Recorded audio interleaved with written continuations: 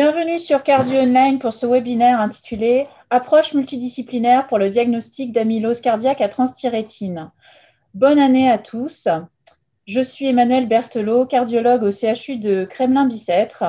Et pour échanger avec vous sur cette thématique, j'ai le plaisir d'être ce soir avec le professeur Thibaut Damy, cardiologue au CHU Henri Mondor Créteil, responsable du centre de référence des amyloses cardiaques, le professeur Arnaud Jacquard, hématologue au CHU de Limoges et responsable du centre de référence des amyloses AL et autres maladies de dépôt d'immunoglobulines, et le professeur Olivier Lérez, cardiologue au CHU de Toulouse.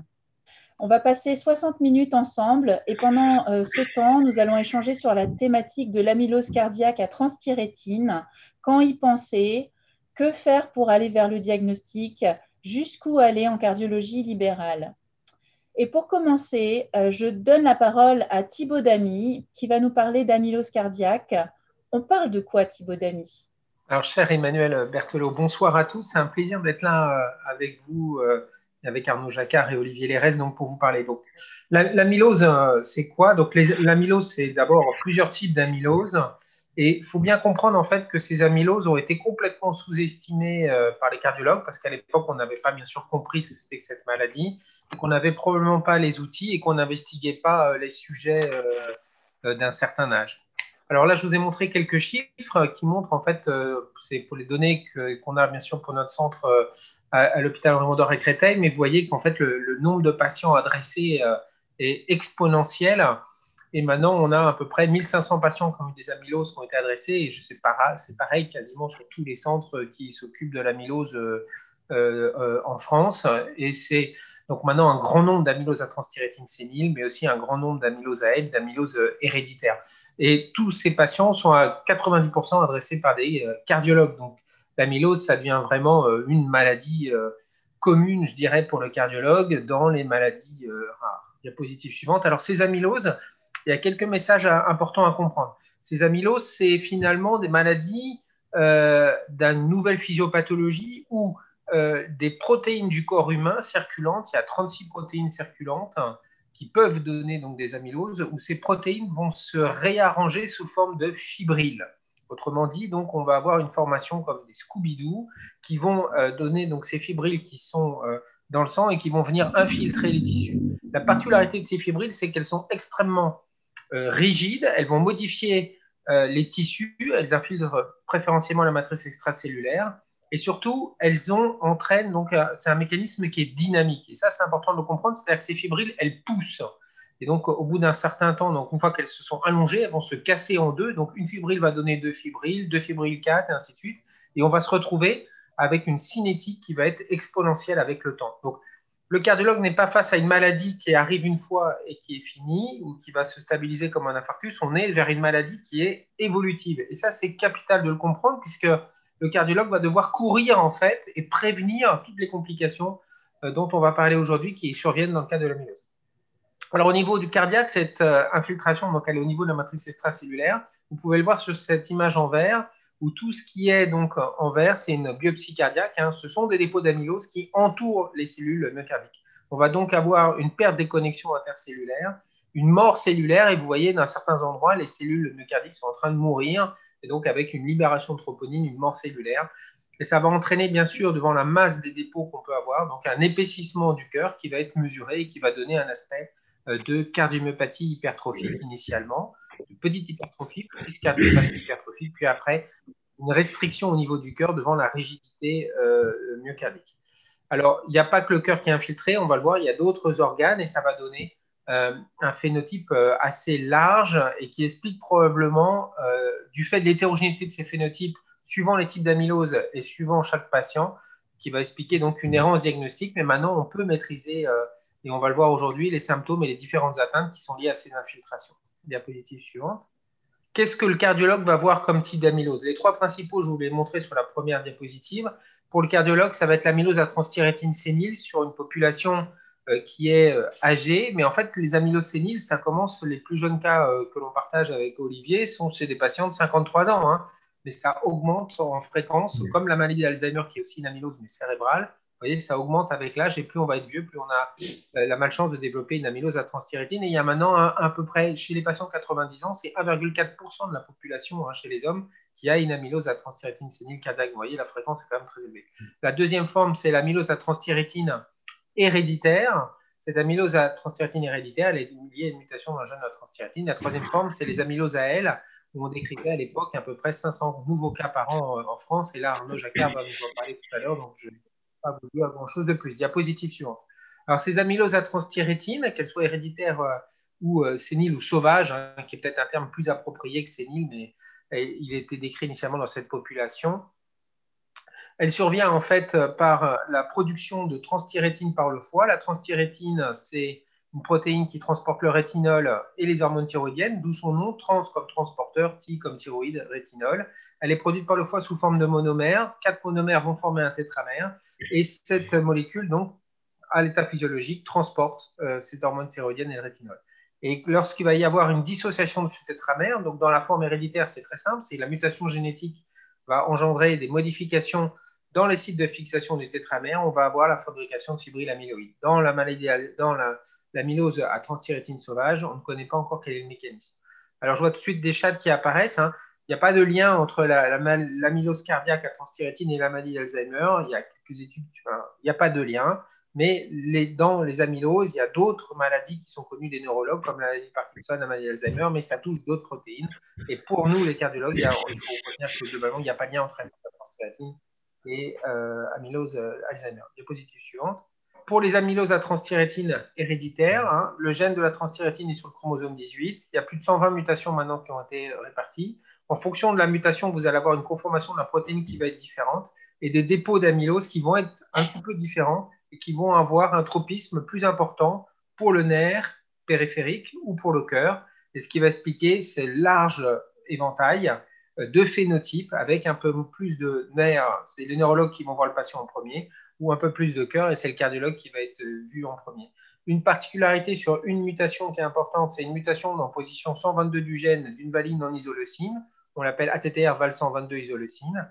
Cette mutation est présente à l'état des sujets normaux, donc des sujets d'origine africaine, noire, subsaharienne, chez à peu près 4% de la population. Donc c'est une mutation qui va être très fréquente, mais dont la pathogénicité et la pénétrance n'est pas à 100%. Donc il faut se méfier, c'est très fréquent, mais du coup, quand on va voir un patient qui va arriver avec une CMH, une insuffisance cardiaque et qui est d'origine africaine, il y a de fortes chances que ce soit une amylose héréditaire, d'où l'importance du test génétique dans cette population. Voilà, et donc la troisième forme, c'est l'amylose à L, mais c'est Arnaud Jacquard qui va vous en parler tout à l'heure. Merci Thibaut pour cette introduction très riche déjà. Je pense qu'on va aborder les questions un peu au fil de l'eau. Je vois une question sur la biologie, mais du coup, j'en profite pour faire le lien avec notre deuxième orateur, qui est donc le professeur Arnaud Jacquard, qui va nous parler de comment faire le diagnostic de l'amylose à L et pourquoi l'amylose à L est-elle une urgence diagnostique pour le cardiologue. Merci, bonsoir à tous. Donc, il y a des signes assez spécifiques qui vont faire penser à une amylose à L. Alors, vous êtes cardiologue, donc il y a dans les amyloses, vous allez avoir une atteinte cardiaque. L'amylose à transthyrétine est beaucoup plus fréquente, l'amylose cardiaque à transthyrétine, que l'amylose à L. Mais vraiment, le problème, c'est de ne pas méconnaître une amylose à L, parce que vous allez voir, le pronostic n'est pas bon si l'amylose à L n'est pas traitée, et les traitements sont relativement efficaces dans une majorité des cas si on prend les malades suffisamment tôt. Donc, ce qui est assez spécifique, c'est l'hématome des hématomes, en particulier des paupières, comme chez ce patient. C'est rarissime dans les TTR, c'est 10% des malades à peu près qui ont une amylose à L. C'est les macroglossies, comme on peut voir aussi sur les images. Puis certaines choses plus rares, comme les déficits en facteurs de la coagulation ou la perte complète du goût qui fait que les malades maigrissent, ça doit vraiment faire penser à une amylose à L. Mais surtout, ce qui va être très évocateur, c'est le fait qu'il y a des atteintes multiples. L'amylose à L peut toucher tous les organes, sauf le cerveau, puisque les chaînes légères monoclonales qui sont responsables des amyloses à L ne pénètrent pas dans le cerveau, mais sinon, ça peut toucher absolument tous les organes. 70% des malades ont une atteinte cardiaque, 70% ont une atteinte rénale, 95% l'un ou l'autre, ou les deux. Et vraiment, le réflexe, ça va être de rechercher ces autres atteintes l'atteinte rénale, c'est vraiment fondamental. Il faut faire une bandelette urinaire. Si vous avez une protéinurie, il faut se dire que peut-être, ce n'est pas une TTR, il n'y a pas d'atteinte rénale dans l'amylose TTR. Et sinon, vous avez toutes les atteintes que je n'ai pas le temps de détailler, mais en particulier cutanées, digestives, hépatiques, pulmonaires. Enfin, il y en a vraiment beaucoup, beaucoup. Suivante. L'autre chose qui doit vraiment faire penser à une amylose AL, c'est le caractère rapidement évolutif de l'atteinte cardiaque. Ça peut s'aggraver très très vite, une atteinte cardiaque d'amylose, surtout s'il y a un taux de chaîne légère, on va en reparler, qui est très élevé. Et moi, j'ai vu un patient qui faisait le GR20 en Corse au mois de juillet, qui était en réa avec une grande insuffisance cardiaque au mois de septembre. Donc, ça peut aller très très vite et c'est pour ça qu'il faut faire le diagnostic rapidement. Les amyloses AL cardiaques sont beaucoup plus graves et rapidement évolutives par rapport aux amyloses TTR cardiaques du fait de la toxicité des oligomères de chaîne légère, des chaînes légères qui ont commencé à s'agréger dans le sang et ces oligomères vont être extrêmement toxiques pour le cœur. En quelque sorte, ils vont asphyxier le cœur et ce qui explique qu'on va pouvoir avoir des améliorations assez rapides quand avec nos chimiothérapies, on est efficace et on fait diminuer de façon importante le taux des chaînes légères. Ce caractère plus grave explique que les marqueurs cardiaques, NT-proBNP, BNP ou troponine, sont en général beaucoup plus élevés pour la même échographie. Vous verrez très rarement un patient avec une amylose AL et un septum à 25 mm, alors qu'on peut le voir avec une amylose TTR, mais dans les amyloses AL, le malade serait probablement décédé depuis longtemps. Et puis bien sûr, et ça on va en reparler, c'est la présence d'une immunoglobuline monoclonale, surtout quand il y a un excès de chaîne légère libre monoclonale, mais ce n'est pas diagnostique, ce n'est pas pathognomonique parce que la présence d'immunoglobuline monoclonale est fréquente chez les gens âgés. C'est 10% des gens de plus de 80 ans. Et dans certaines séries, ça a été retrouvé chez 25% des patients qui avaient une amylose cellule. Suivante. Alors, pour donner une idée de la gravité de l'atteinte cardiaque des amyloses AL, et c'est vraiment ça qui va faire le pronostic dans l'amylose AL, il y a ces scores pronostiques de la Mayo Clinic, et celui qu'on utilise le plus, c'est le score qui a été modifié par les équipes européennes, où il y a le stade 1 avec les deux marqueurs qui sont normaux, le stade 2 où un des deux est élevé, et les deux stades 3 avec un NT-proBNP inférieur à 8500, et surtout stade 3B avec un NT-proBNP supérieur à 8500. Et vous voyez, la survie est complètement différente en fonction des stades, et la survie des stades 3B, et encore maintenant, malgré tous les progrès qu'on a fait pour traiter ces amyloses AL, la médiane de survie, c'est 3 mois. C'est 517 patients de notre base de données. 3 mois de survie si vous ne traitez pas le malade avant que son amylose cardiaque soit suffisamment grave pour avoir un NT-proBNP supérieur à 8500 avec une troponine élevée. Suivant. L'autre façon de dire un petit peu la même chose, c'est la survie de ces patients, toujours dans notre base de données, qui n'ont pas été répondeurs à 3 mois à la chimiothérapie. Quand vous avez un stade 1 sans atteinte cardiaque, les malades survivent, vous avez le temps de changer le traitement et de les récupérer. Stade 2, ils survivent, mais vous perdez quand même 40% des patients dans les 6 premiers mois. Et stade 3, vous allez perdre 80% des patients dans les 6 premiers mois. Donc ça veut dire que patients qui ne répondent pas, c'est comme patients non traités. Vous allez perdre énormément de patients si vous ne les traitez pas de façon rapide. C'est urgent de traiter un patient avec une amylose cardiaque AL symptomatique. La médiane de survie non traitée de quelqu'un qui est symptomatique d'une amylose cardiaque, c'est 5 mois. Suivant. Et pourquoi il faut faire le diagnostic et pourquoi il faut les traiter? C'est parce que le traitement spécifique des amyloses AL cardiaques, les chimiothérapies pour faire diminuer et disparaître les chaînes légères, sont extrêmement efficaces. Et on peut dire, je pense que c'est une des cardiopathies sévères où le traitement marche le mieux. Suivant. Et voilà un exemple d'une patiente d'une 50aine d'années qui avait une cardiopathie AL sévère. Ça, c'était en 2008 avec un septum à 16 mm et un NT-proBNP à 9000. On a été extrêmement efficace, et ça, c'est la courbe en haut du dosage des chaînes légères libres. On la met en rémission très rapidement et on voit le NT-proBNP qui baisse vite. Et cette baisse rapide, c'est vraiment d'avoir enlevé ces oligomères de chaînes légères toxiques pour le cœur. Suivante. Et cette dame est toujours en rémission maintenant 12 ans après. Et si on voit l'évolution de son taux de NT-proBNP, il est maintenant aux alentours de 200, il est normal. Et le septum est passé de 16 mm à 8 mm. Alors ça, c'est pas si fréquent que ça, malheureusement. Souvent, le septum diminue peu, mais les malades s'améliorent, le NT-proBNP baisse. On a plein d'exemples comme ça. Et quand on prend ces patients suffisamment tôt, ils ont une excellente survie. Suivante. Et ça, c'est des courbes qui montrent les progrès qu'on a fait par rapport aux années 2000. Les courbes de gauche, c'est la série qui avait permis de définir le premier score de la Mayo Clinic. Et puis ça, c'est toujours nos 517 patients. Et on voit que quel que soit le stade, la survie est bien meilleure maintenant, sauf pour les stades 3B, où on a toujours une perte des malades les plus graves. Alors, on est maintenant bien au cœur des amyloses acquises et Arnaud Jacquard est vraiment bien revenu en détail sur les signes cliniques finalement de l'amylose AL.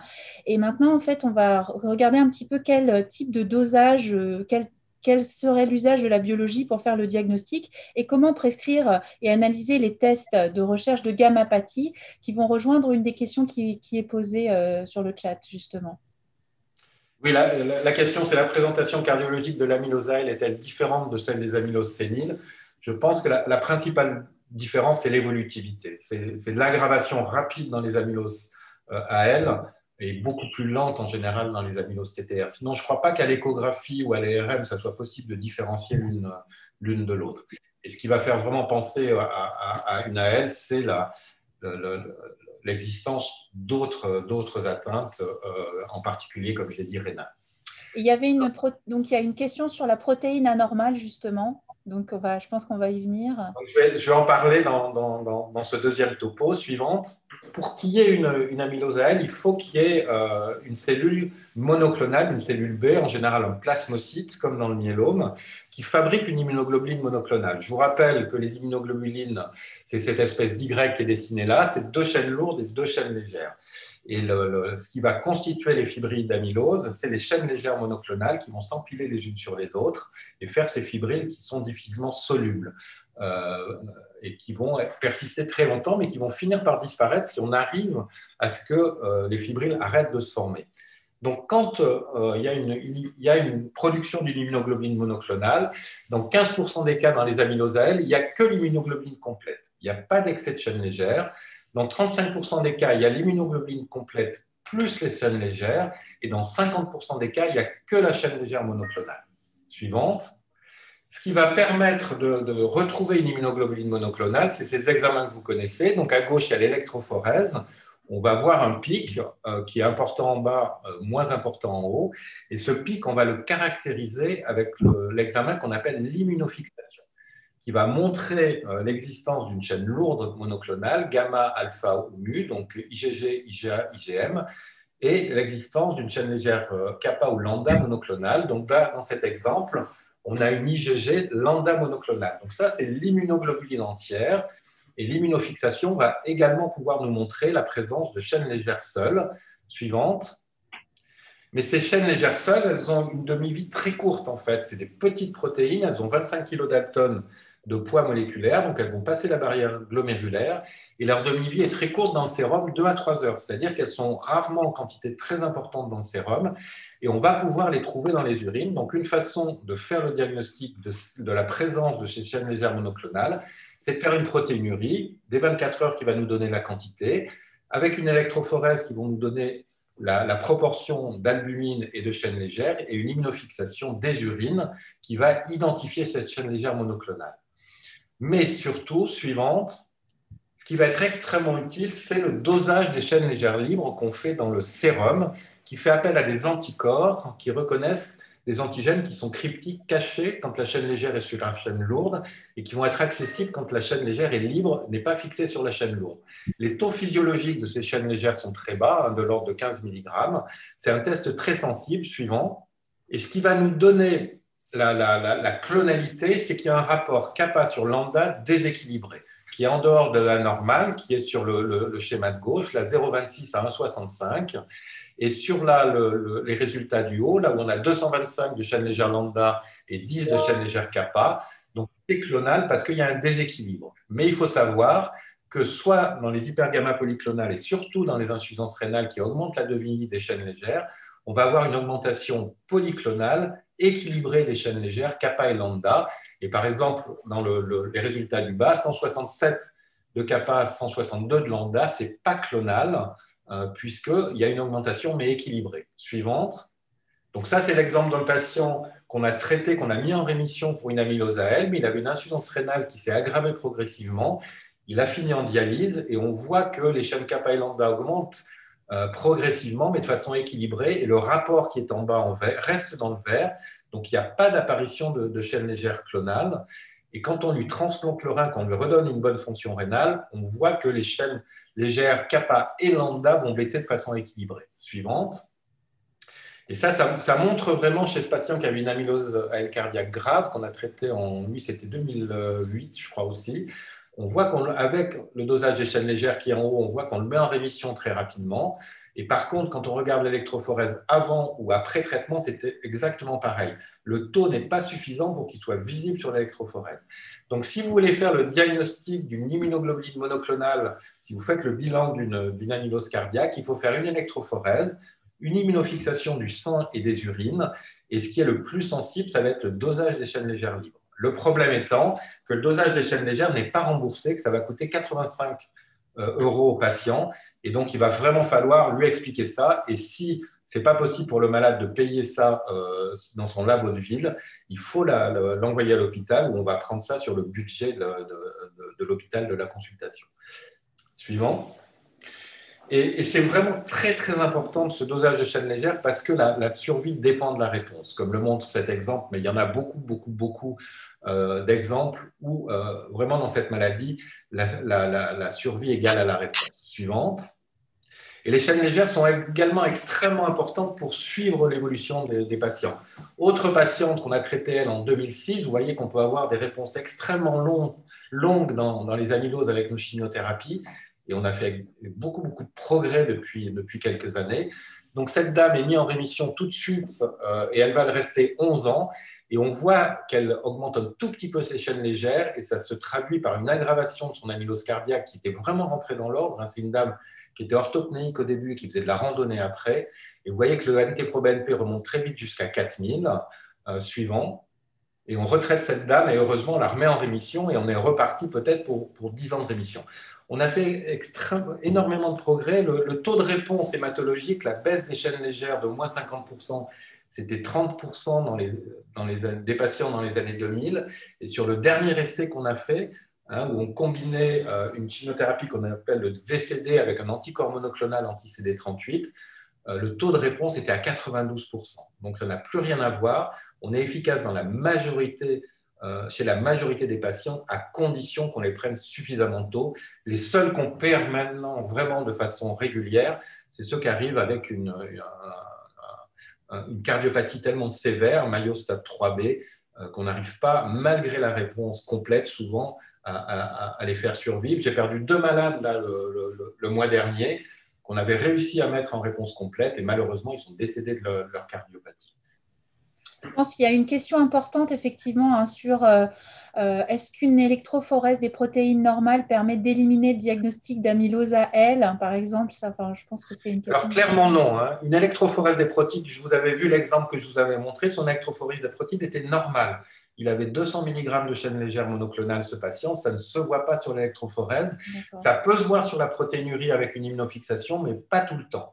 Par contre, on va le faire avec le dosage des chaînes légères. C'est pour ça que le dosage des chaînes légères est vraiment important.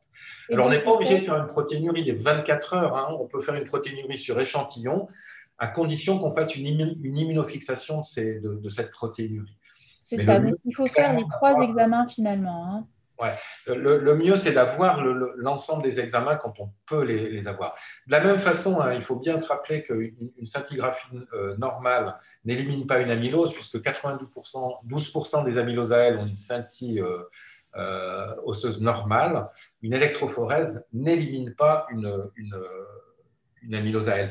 Et à contrario, le fait d'avoir un taux élevé de chaîne légère ne fait pas le diagnostic d'amylose AL. On peut très bien avoir ce qu'on appelle une MGUS, une immunoglobine monoclonale isolée. Et à ce moment-là, on va avoir un pic monoclonal et éventuellement des chaînes légères élevées.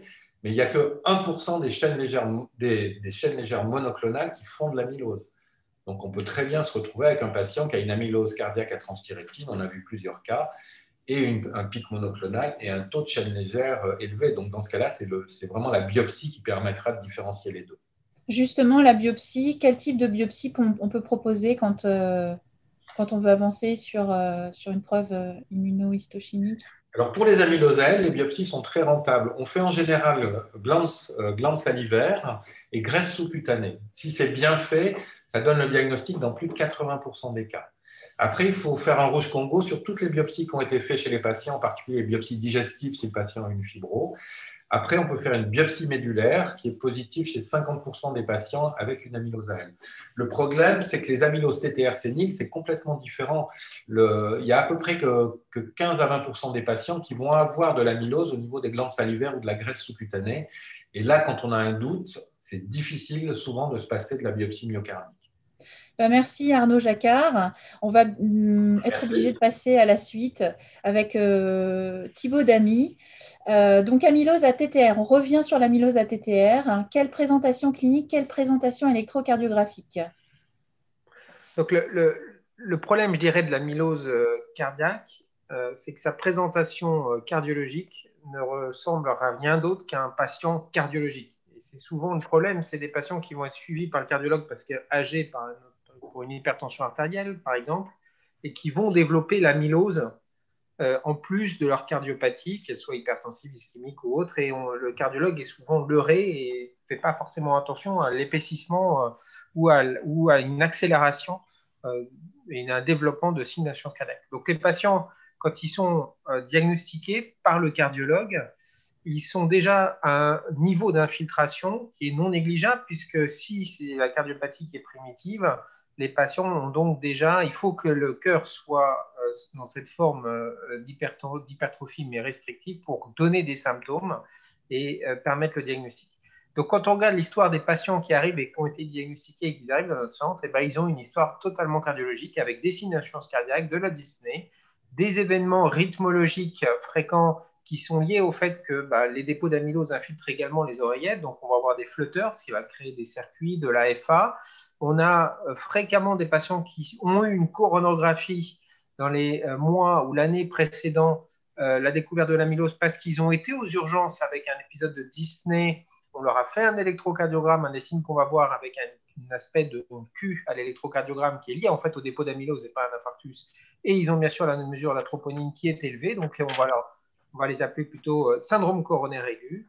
Et puis des patients qui ont pu être implantés pour des pacemakers ou pour les troubles conductifs. Et puis, on voit maintenant aussi un phénotype commun d'amylose à transthyrétine sénile et de rétrécissement. Donc le CG, on va en parler après, diapositive suivante. Donc le problème en fait de l'amylose, c'est que quand on voit tous les phénotypes cardiaques, en cardiologie, tout ce qu'on a bâti pendant ce XXe siècle, ça a été de définir des phénotypes cardiaques, mais sans forcément aller chercher quelle est la pathologie qui est derrière. Donc cette pathologie, on va la chercher dans les CMH, on pensait au CMH sarcomérique, mais il y a aussi l'amylose qui est derrière dans les CMR, mais il y a des patients qu'on va appeler cardiopathie hypertensive parce qu'ils sont hypertendus et en fait, le degré d'hypertrophie n'a rien à voir avec le niveau de tension artérielle et ces patients développent de l'amylose. Et puis, il y a l'insuffisance cardiaque à FEVG altérée, à FEVG préservée. Et donc, quand on a une insuffisance cardiaque à FEVG altérée ou préservée et qu'on a une HVG, il faut penser à l'amylose. Les rétrécissements aortiques, c'est un syndrome aussi, le rétrécissement aortique. Et finalement, il y en a un certain nombre qui sont associés à de l'amylose. Pareil pour les FA, le flotteur, les BAV, ou ces pseudo-SCA, c'est des syndromes. Et donc, il faut aller chercher l'amylose. Et donc, les signes évocateurs au niveau cardiologique, c'est fréquemment de l'essoufflement et un épaississement du myocarde ou hypertrophie ventriculaire gauche. Il y a d'autres signes qui peuvent alerter le cardiologue, c'est quand il va mettre les bêta-bloquants dans le cadre de cette insuffisance cardiaque. Ce n'est pas bien sûr indiqué, Olivier va nous en parler tout à l'heure, mais si on voit que le patient s'aggrave sous bêta-bloquants, ça peut être un signe également d'une amylose. Alors, qu'est-ce qui va évoquer dans l'amylose du point de vue général? Ça va être l'âge du patient. Le plus souvent, donc, les patients qui ont une amylose à transthyrétine sauvage ou héréditaire, ils ont plus de 50 ans dans la forme cardiaque. Je dis bien dans la forme cardiaque. Pour les patients qui ont une amylose à L, c'est tout âge, et généralement les patients entre 30 à 90 ans, et ça augmente avec l'âge. L'ethnie va être aussi quelque chose qui va évoquer chez les sujets d'origine africaine, comme on l'a vu, il y a une forte prévalence d'amylose à transthyrétine héréditaire. Et dans la population de notre cohorte, 50% de nos amyloses héréditaires sont liées à la mutation valine 122 isoleucine. Et c'est des sujets d'origine africaine au sens large, c'est-à-dire antillaise, africaines, guyanaises, réunionnaises, enfin des gens qui viennent de l'Afrique subsaharienne, préférentiellement de la population de Bantou. Le genre, le genre, c'est important. Dans les amyloses à transthyrétine liées sauvages, on a à peu près 90% de patients qui sont des hommes. Donc, ça va être une insuffisance cardiaque à FEVG préservée avec HVG qui prédomine chez les hommes.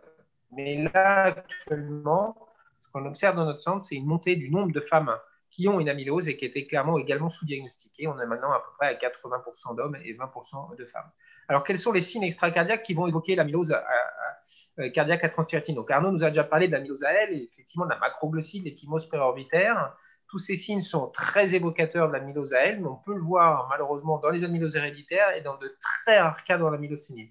Mais ces signes-là, comme Arnaud nous l'a dit, macroglossie, échymose préorbitaire, atteinte rénale, c'est quand même très évocateur de l'amylose à L, mais comme toujours en médecine, il n'y a jamais de toujours, il n'y a jamais de jamais, il y a bien sûr des patients qui ont des phénotypes très hétérogènes. Diapositive suivante. Alors, il faut bien voir maintenant, on a quelques données d'études de prévalence sur certains phénotypes. Donc, dans l'équipe de Madrid menée par Pablo Garcia a démontré que 13% des patients qui ont une insuffisance cardiaque à FEVG préservée, un septum supérieur à 12 mm et un HPR à 60 ans ont une amylose à transthyrétine sénile, réalisée par une scintigraphie systématique. Mathieu Maurer à la Columbia a démontré que chez les patients qui vont à un TAVI, et plus de 60 ans, c'est 16% de la population qui a une amylose à transthyrétine associée et c'est 22% des hommes. 22% des hommes donc, qui ont une sténose aortique ont en fait une amylose à transthyrétine. Donc Olivier va nous parler des conséquences, mais découvrir que ces patients ont une amylose à transthyrétine, ça va bien sûr changer complètement la donne au niveau de la anticoagulation, de la prévention des troubles conductifs et puis maintenant, bien sûr, le traitement spécifique qui permet de réduire les dépôts. Dans les amyloses, dans les cardiopathies hypertrophiques, qu'on évoquait généralement, on dit cardiopathie hypertrophique, on pense tout de suite à sarcomérique. Et bien non, quand vous avez un septum supérieur à 15 mm et que vous regardez les causes héréditaires, c'est une étude que nous avons réalisée en France, on a 8% des patients de plus de 65 ans qui ont une mutation d'un gène de la transthyrétine avec une prédominance, encore une fois, de cette mutation antillaise, mais il n'y a pas que, africaine, mais il n'y a pas que celle-là. Et on a des mutations spécifiques en France avec des phénotypes cardiaques également et avec un petit peu de neuropathie associée. Pour l'amylose à L, on n'a pas le nombre exact de la prévalence dans ces différents phénotypes, mais l'insuffisance cardiaque à FEVG préservée, c'est 23 millions de patients dans le monde, 15 millions en Europe, et 50% de ces patients ont une ont une insuffisance cardiaque à FEVG préservée. Donc 13% de tous ces millions, ça fait du monde quand même. Alors, sur les signes électrocardiographiques, ils sont inconstants, mais ce qu'on va avoir, c'est un microvoltage plus fréquent dans les amyloses à L, qui peut ne pas se voir donc dans les amyloses à transthyrétine. Et puis, du fait de la quantité des dépôts, on va avoir donc une perte de cellules myocardiques, comme dans un infarctus, et on va avoir des ondes Q qui vont apparaître, comme vous voyez sur cet électrocardiogramme, un rabotage des ondes antérieures, des ondes Q, de pseudonécrose. Et effectivement, quand le patient arrive essoufflé aux urgences avec ses ondes Q et une troponine élevée, on va penser tout de suite à un syndrome coronaire aigu, mais ce n'est pas le problème. En fait, le problème est l'amylose. Donc, ce qui va aussi être intéressant, et Olivier va nous en parler, c'est ce contraste entre un patient finalement qui est soit normovolté, soit microvolté, et une hypertrophie myocardique ou une augmentation plutôt de l'épaisseur myocardique dans les examens d'imagerie qui correspond non pas à une augmentation de l'épaisseur des cardiomyocytes, mais à l'infiltration. Et ce contraste, augmentation de l'épaisseur et microvoltage ou normovoltage, doit faire évoquer une amylose. Diapositive suivante. Alors, pour les signes cliniques extracardiaques, donc on a vu que signes cardiaques, finalement, c'est des signes cardiaques classiques. Et il faut passer ce concept de syndrome pour aller chercher l'étiologie qui est derrière pour traiter spécifiquement les patients au niveau cardiologique et spécifique. Donc, dans les amyloses à transthyrétine, donc liées à l'âge, sauvage, sénile, ça va être un âge généralement élevé, plus de 65 ans, mais on a maintenant des formes jeunes, comme on peut voir dans les autres types d'amylose à maladie Alzheimer. On peut avoir une maladie Alzheimer à 50 ans. Je pense que le plus jeune amylose sénique a été décrit avec 47 ans, je crois, aux États-Unis. Il y a plus souvent des hommes que des femmes. Les signes extracardiaques sont fréquents et vont précéder l'atteinte cardiaque. C'est-à-dire que la maladie va commencer par une maladie des téguments, dans les téguments, mais également donc du canal carpien, avec souvent des hommes qui ont été opérés des deux canaux carpiens vers 50 ans, 55 ans, 60 ans. Il y a également, on voit fréquemment une infiltration des tendons avec une maladie du Dupuytren et une rétraction des tendons. Il y a des ruptures des tendons des longiceps. Tout ça, c'est lié bien sûr à l'infiltration.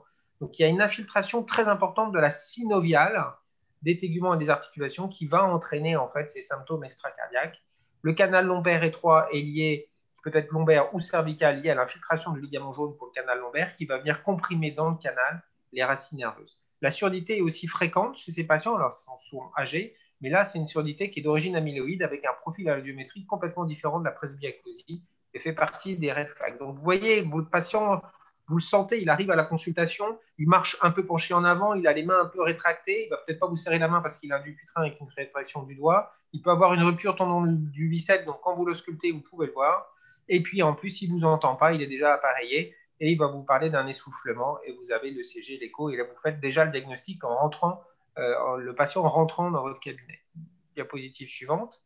Dans les formes héréditaires, les patients peuvent être un petit peu plus jeunes que dans les amyloses à transthyrétine. Mais sans la réalisation du test génétique, il est impossible de faire la différence entre une amylose à transthyrétine héréditaire et une amylose à transthyrétine sénile. Et donc, la réalisation de ce test est très importante.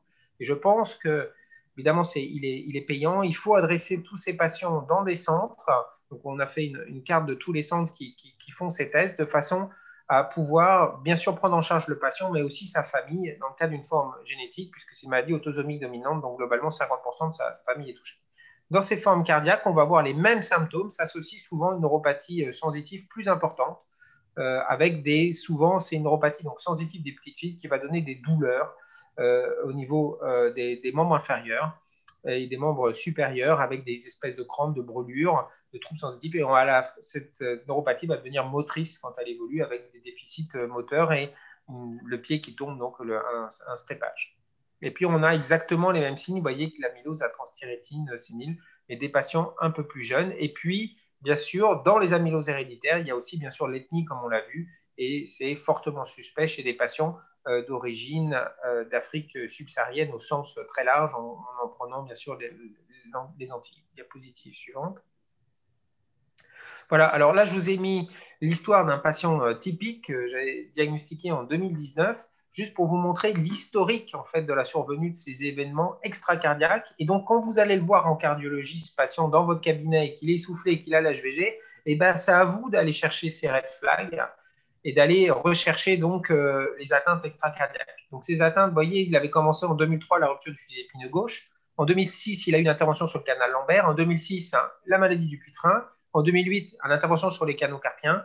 Puis après, va se développer la CMH, mais évidemment, à l'époque, on était peut-être moins au courant de l'amylose, on devait faire une IRM, etc. Puis il va commencer tout le déroulé de la maladie cardiaque, l'insuffisance cardiaque, la FA, les chocs, le défibrillateur triple chambre, l'OAP, une coro, enfin bref, etc.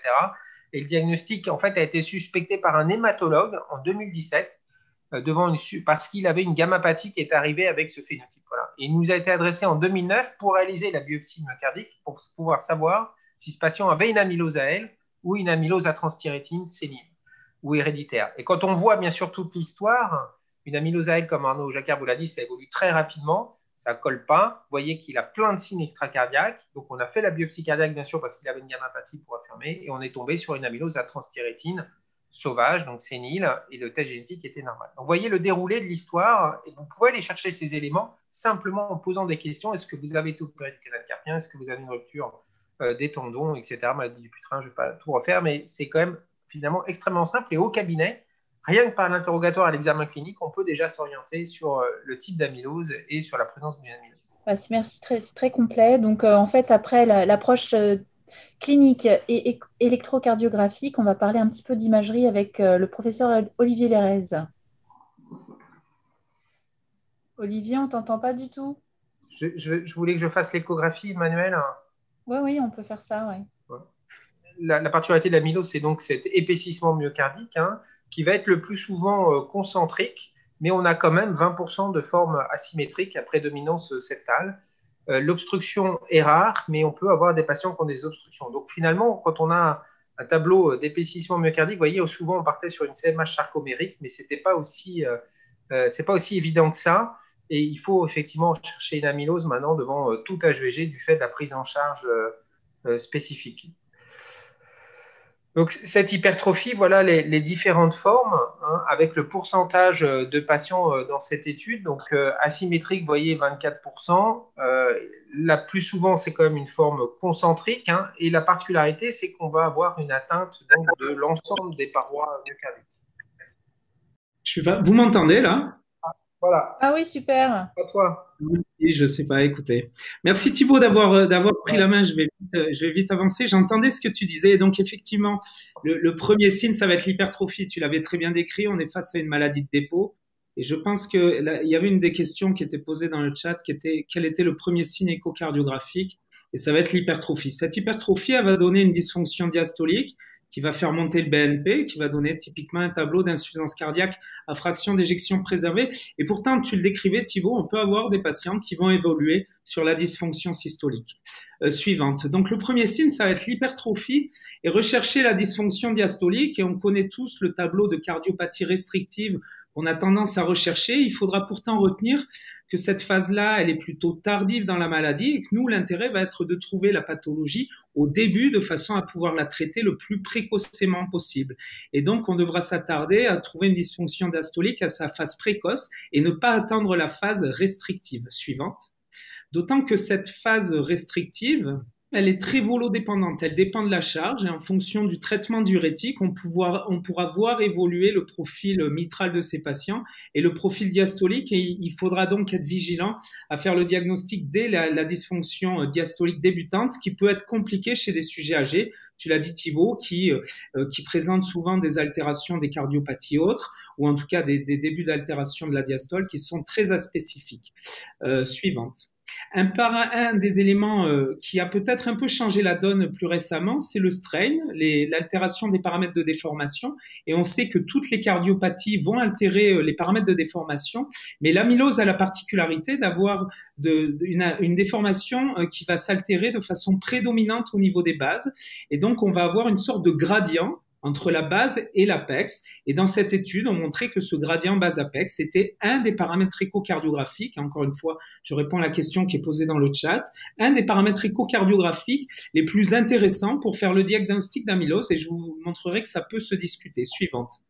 Donc, ce gradient base-apex va donner cet aspect typique en cocarde que vous voyez sur la ligne du haut avec un strain, une déformation conservée à l'apex, une déformation altérée à la base, alors que pour les cardiopathies du bas, eh bien, vous voyez qu'on n'a pas cette systématisation segmentaire. Suivante. Alors, on l'a vu, c'est une pathologie de dépôt qui va toucher l'ensemble de l'organisme. Tu l'as dit, Thibaut, canal carpien, on l'a vu les signes cliniques, on l'a vu avec Arnaud Jacquard, l'hématome périorbitaire, etc., etc. Et du coup, il faut se souvenir que ça va pas toucher que le ventricule gauche et contrairement à beaucoup d'autres cardiopathies hypertrophiques, eh bien, ça va aussi toucher le ventricule droit. Donc, il faudra s'attacher à rechercher une hypertrophie du ventricule droit qui n'est pas systématique. Et dans cette étude réalisée sur l'amylose AL, eh bien, le strain du ventricule droit avec un cutoff à moins 21 était discriminant pour différencier par rapport aux autres étiologies d'hypertrophie ventriculaire gauche. Suivant. Donc, tout comme ça peut toucher le ventricule droit et le ventricule gauche, eh bien, on va pouvoir avoir une atteinte des valves. On décrit aussi classiquement le septum interatrial et on va pouvoir avoir un épaississement des valves suivant qui doit nous faire évoquer un processus de dépôt, tout en sachant que dans cette étude, et je reviendrai sur ce registre international, eh bien, l'épaississement des valves était loin d'être systématique, mais vous voyez, il était de l'ordre de 40% pour la valve mitrale et globalement, on retrouvait dans un tiers des cas un épaississement des structures valvulaires qui pourrait d'ailleurs expliquer le lien entre le rétrécissement aortique et l'amylose cardiaque. Suivant. Alors, il y a des scores qui ont été développés et je vous ai mis ici un score avec quelques critères et plutôt que de s'attacher au score, je vous propose de regarder les critères. Les critères, c'est quoi? C'est l'épaisseur relative de la paroi, c'est-à-dire une hypertrophie qui va se faire aux dépens de la cavité ventriculaire. Ça va être la dysfonction diastolique avec, vous le voyez, le E sur E', ici supérieur à 11. Ça va être l'altération de la fonction systolique du ventricule droit avec un TAPS inférieur à 19. Ça va être une altération du strain avec un strain à supérieur à moins 13. Et puis, ça va être le SAB ici, c'est un gradient base-apex avec le strain apical sur le strain basal en 4-4, peu importe. Ce gradient base-apex qui vous voyez dans les points qu'il rapporte à ce score et va donner beaucoup de points. Suivante. Et donc, l'idée au quotidien, on ne calcule pas ces scores, mais au quotidien, finalement, on a un cumul d'arguments, d'indices qui nous font dire, tiens, je suis probablement face à une amylose. Et je pense que le raisonnement devant la suspicion en échographie doit s'attacher à ça. Suivante. Donc, c'est assez intéressant. Et pour répondre à la question qui était posée, c'est quel est le paramètre qui va être altéré en premier? Vous avez ici une étude qui s'est intéressée au volume extracellulaire et qui quantifie la charge amyloïde en IRM en utilisant le volume extracellulaire. Et vous voyez en bleu clair en haut la phase précoce avec une faible charge, en vert la phase intermédiaire et en jaune la phase tardive avec une forte charge amyloïde. Et vous voyez que les paramètres qui sont altérés en premier, eh bien, ça va être l'épaisseur des parois, ça va être la dysfonction diastolique et ça va être le strain au sens large. Et vous voyez que arrive ensuite la dysfonction diastolique, le profil restrictif plus sévère, le gradient bas-apex, la dilatation de l'oreillette, et arrive de façon très tardive en jaune la dysfonction systolique avec la dégradation de la fraction d'éjection et l'altération du TAPS. Suivante.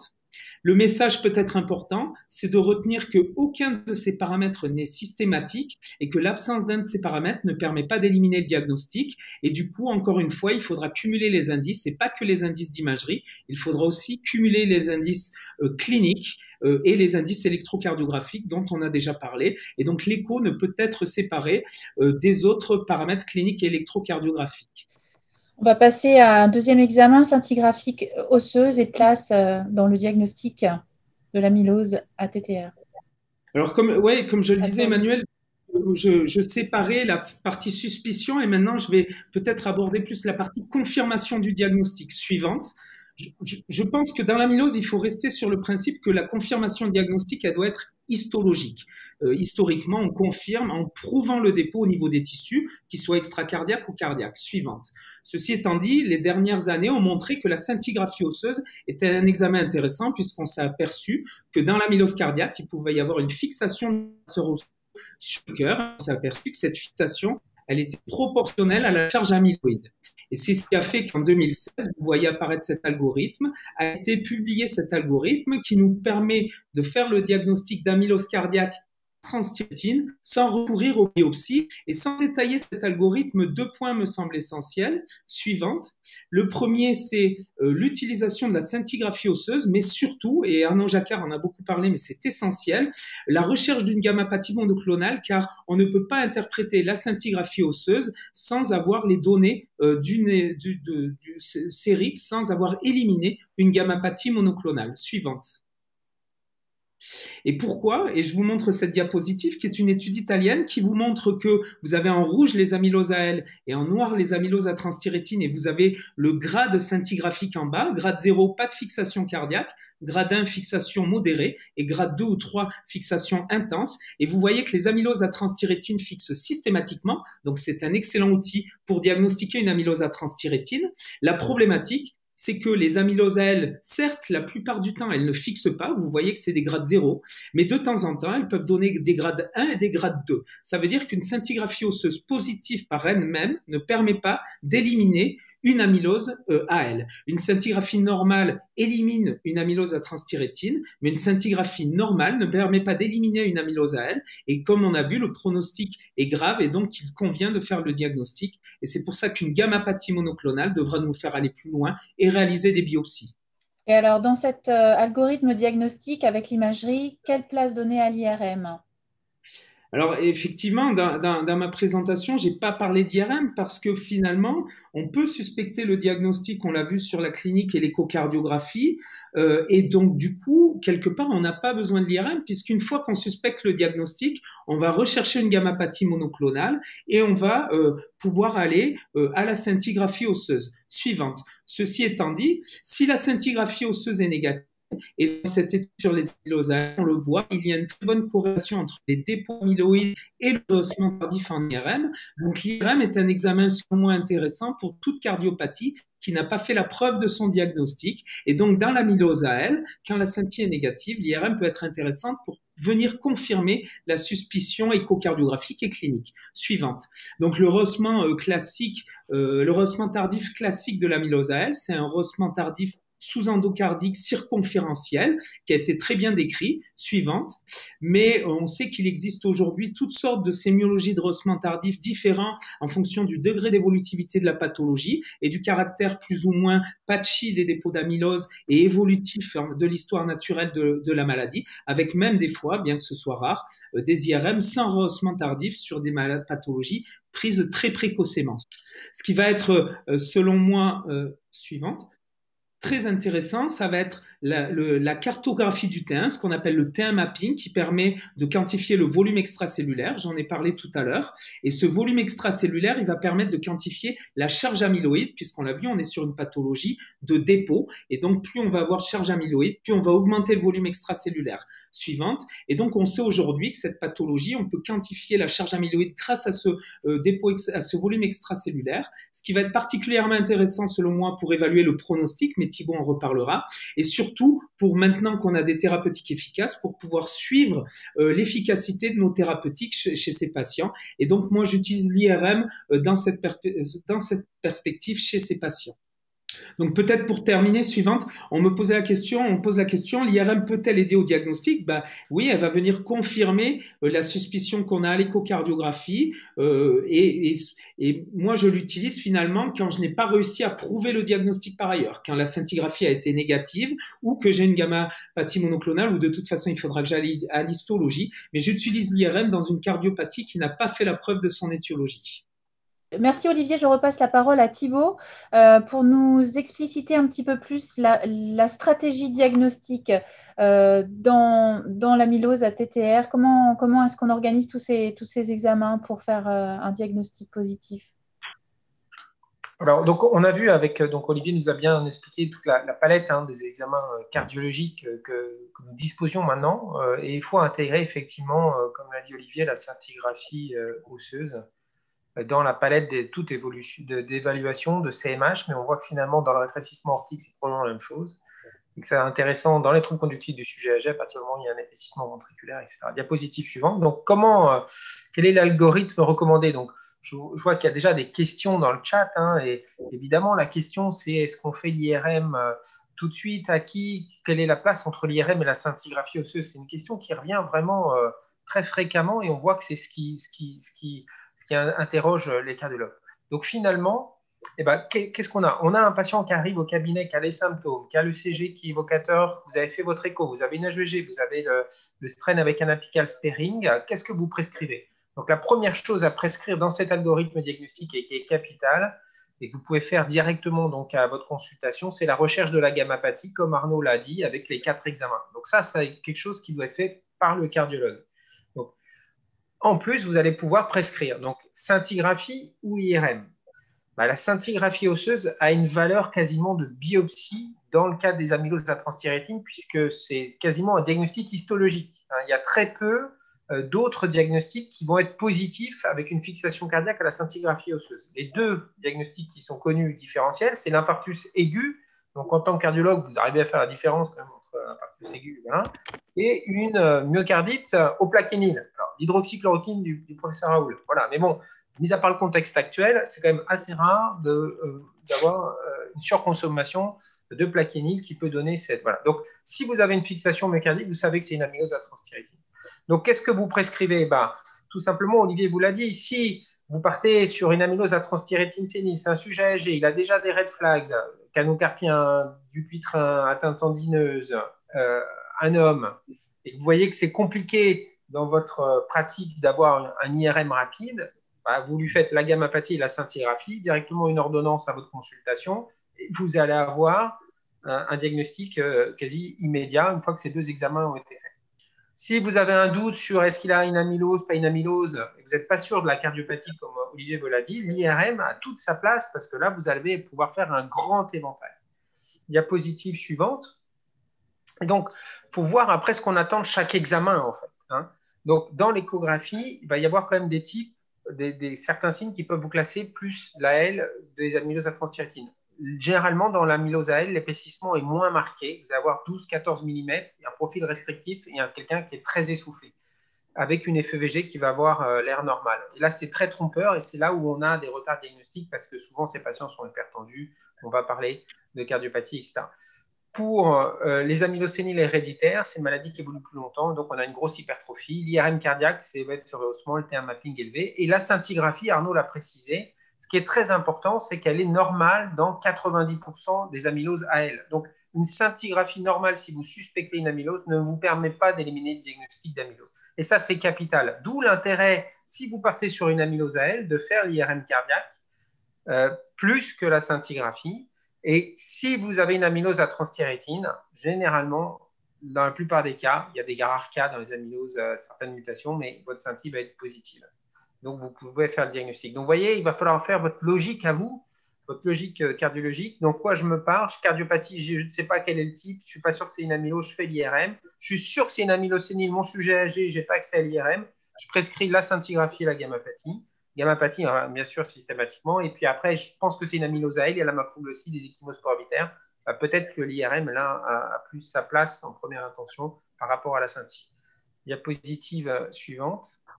Alors, voyez, là, c'est très important. Hein. Donc, pour vous aider, sur le site du réseau amylose, où sont recensés tous les centres experts cardiologiques qui s'occupent de l'amylose en France, hein, il y en a plus de 25. On a fait dans la partie médecin, examen complémentaire cardiologique, des ordonnances pour vous aider à prescrire les bons examens électrophorèse, immunofixation, dosage des chaînes légères libres et la protéinurie, mais également la scintigraphie et également comment l'interpréter en reprenant ce schéma. Vous voyez que là, c'est un patient qui a une suspicion d'amylose clinique, hein, avec Disney et HVG. On ne peut pas interpréter cette fixation cardiaque sans la recherche d'une gammapathie. Et à partir du moment où il y a une gammapathie, il va falloir faire une biopsie pour savoir si c'est une amylose AL ou une amylose TTA. Le problème, en fait, c'est qu'on est face à des sujets âgés. Comme Arnaud vous l'a dit, la gammapathie est fréquente chez les sujets et le plus souvent, elle est bénigne, elle s'appelle MGUS. Mais elle peut pour autant être associée à une amylose AL. Et donc là, il n'y aura qu'une biopsie qui pourra le déterminer. Donc, si vous suspectez, si vous avez une fixation cardiaque avec une gammapathie, il faut l'adresser tout de suite à un centre expert. Si vous avez une gammapathie sans fixation myocardique ou avec une IRM très évocatrice d'une amylose AL, il faut tout de suite adresser à un centre expert. Il faut que le patient soit pris en charge dans les 15 jours. L'amylose AL, Arnaud vous l'a dit, c'est gravissime, il faut aller très très vite. Diapositive suivante. Donc, comment évaluer le pronostic? Je vais peut-être avancer directement. Diapositive suivante, c'est des biomarqueurs myocardiques. Alors, le pronostic, dans notre centre, malheureusement, nous n'avons que des amyloses cardiaques. Hein, et clairement, c'est les données de notre centre. Vous voyez qu'à 3 ans, 50% des patients sont décédés, qu'ils aient une amylose AL, une amylose à transthyrétine héréditaire ou une amylose à transthyrétine sénile. Évidemment, il y a un effet aussi âge, puisque les amyloses à transthyrétine séniles sont âgées. Mais vous voyez que les courbes sont très différentes. Et dans les amyloses AL, ça casse très, très vite. Mais finalement, à 3 ans, c'est 50% des patients décédés. Diapositive suivante, comment évaluer le pronostic au niveau cardiaque dans les amyloses TTR? Dans les amyloses AL, Arnaud nous en a parlé, et on utilise les mêmes marqueurs. Nos collègues hématologues connaissent ça depuis 20 ans. Ils utilisent la troponine et le NT-proBNP, et on a des scores avec un cut-off de NT-proBNP à 3000, ou de la troponine à 0,05, ou le GFR à 45, la fonctionnelle à 45, et on définit 3 stades, exactement comme le score de la Mayo qui est défini pour la troponine et NT-proBNP dans les amyloses AL. Je vous invite après à regarder ces papiers. Diapositive suivante. Pour passer la parole à Olivier, qui va nous parler en quelques mots des spécificités de la prise en charge thérapeutique. Oui, rapidement, merci. Pour aborder les grandes lignes du traitement de l'insuffisance cardiaque associée à l'amylose suivant, en retenant que c'est une cardiopathie à part qui ne répond pas aux recommandations de l'insuffisance cardiaque au sens large, et d'où l'intérêt de faire un diagnostic correct, car il va falloir adapter le traitement suivant. En se souvenant sur les grands axes suivants. Les diurétiques pour traiter la volémie, on l'a vu, ce sont des patients qui sont très volodépendants et donc qui vont pouvoir changer leur profil de dysfonction, de profil mitral en fonction de la volémie. Donc, le diurétique pour la dyspnée. Les bêta-bloquants et globalement tous les bradycardisants sont globalement contre-indiqués. Les bêta-bloquants particulièrement parce que l'amylose, c'est de la glu qui infiltre le cœur et mettre un inotrope négatif, ça va pas aider le patient. Donc les bradycardisants, les inhibiteurs calciques non hydropyridine ne sont pas indiqués, sont contre-indiqués, on verra pourquoi. Les IOCRA2 ne sont pas contre-indiqués, mais souvent peuvent être mal tolérés de l'effet hypotensif. La digoxine, il y a des vieux travaux qui disent que ça peut être toxique, donc on essaye d'éviter, ceci étant dit, ça peut être critiquable. L'amiodarone, et souvent, ce sont des patients qui font des troubles du rythme, donc l'amiodarone, on y a souvent recours. Malheureusement, elle peut souvent donner un effet chronotrope négatif qui peut nous bloquer et qui peut rendre les patients symptomatiques. Et ça, c'est des choses pour lesquelles on n'a pas vraiment de solution. Et puis, il faudra retenir, enfin, que ce sont des patients qui ont un grand risque de thrombose auriculaire, même en rythme sinusal, et donc recourir au traitement anticoagulant dès qu'on a la moindre arythmie supraventriculaire, et dans certains centres, même avant. Suivant.